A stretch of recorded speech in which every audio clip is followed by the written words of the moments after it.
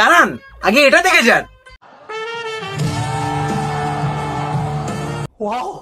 তো আপনি কি চান আপনার ব্লার ইমেজগুলিকে 4K আল্ট্রাতে কনভার্ট করতে উইদাউট এনি পেমেন্ট অ্যাপ?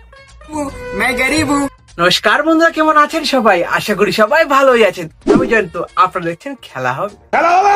বন্ধুরা, আমরা যে কোনো ব্লার ইমেজ বা খারাপ হয়ে যাওয়ার ইমেজকে ঠিক করার জন্য কি করি? ফিল্মোরা, রেমিমি এসব অ্যাপ কি ইউজ করি।